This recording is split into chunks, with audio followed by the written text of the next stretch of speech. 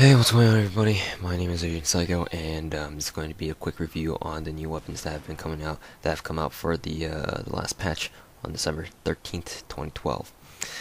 I'm just gonna be going over the GP weapons because as of now, I do not have any NX with which to access the other weapons. So, I mean, the other weapons, whatever, they're just stat changes. So if you want to go see reviews, then I'm sure Sniff will cover them on his end. But anyways, I'm here to do the GP ones because that's what I can do. This review is going to be specifically on the M6A2 CQB. I know there are two other GP weapons that have been out. Well, one of them is a portable, but we'll get to there in a second. The RGN grenade review will be lumped together with the E.T.A annihilator review because, well, it's a review on a grenade. It's not going to take very long. And there's not really much I can talk about it for that thing either. So we're just going to quickly go over the M6A2 CQB, which is, well, an M416 CQB clone. That's right.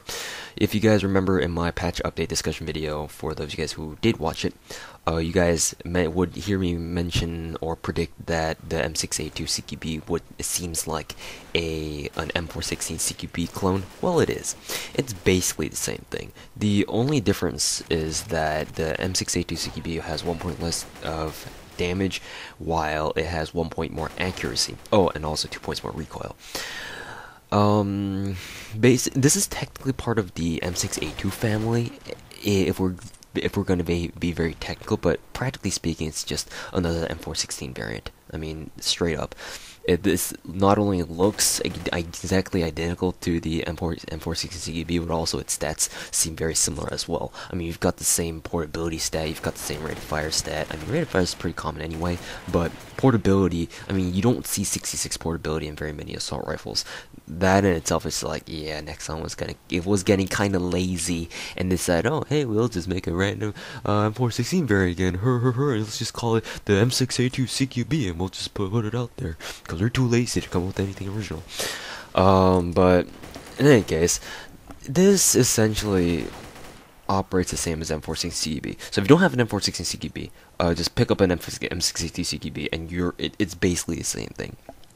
It's got a different firing noise, yes, but I feel that it's still overall pretty much as close as you can get to the M416 CQB. Maybe Nexon realized that, hey, you know, the M416 CQB is NX and it's such a popular gun, so why don't we make some, you know, knockoff version of it for people who don't have NX to use. I doubt Nexon will be that generous, but, you know, who knows? There must be some reason that they decide to release an almost exact copy of the M416 CQB for GP.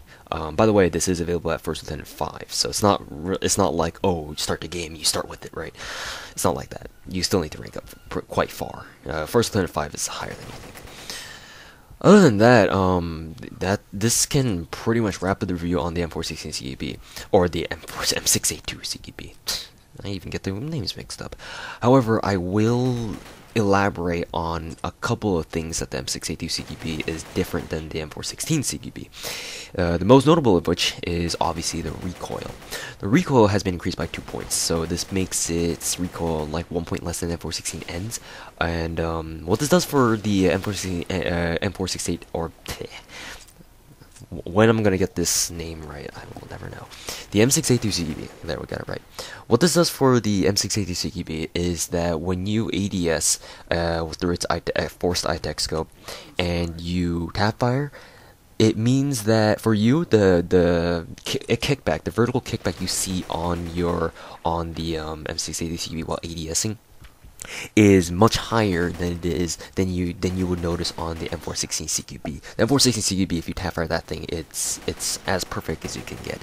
The M6A2 CQB, on the other hand, the view kick is a little bit higher, so it's technically speaking it's harder to tap fire with the M6A2 CQB than it is with the M416 CQB. However, even though that might be the case, the tapfireability on the M6A2 CQB is still pretty much top-notch. It's very reminiscent of the M416 CQB, and the only downside to its tapfireability is the fact that there is a slight but definitely noticeable tendency for it to jam.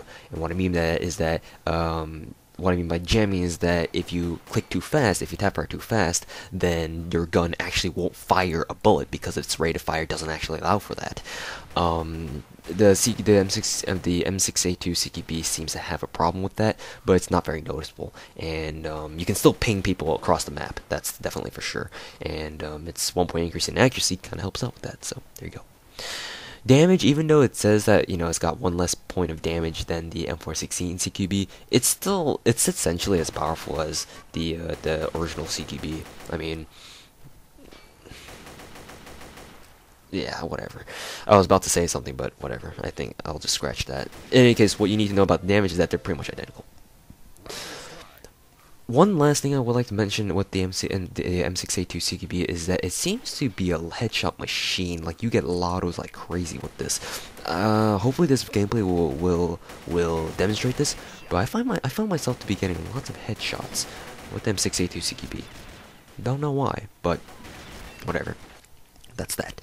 Anyways, hope you guys have enjoyed the review on the M6A2 CQB. If you have always wanted to try the M416 CQB but couldn't because you didn't have NX, then well, if you're First Lieutenant 5, you get to buy this, and it's pretty much the same thing. So yeah, thanks for watching, guys, and I'll see you guys later.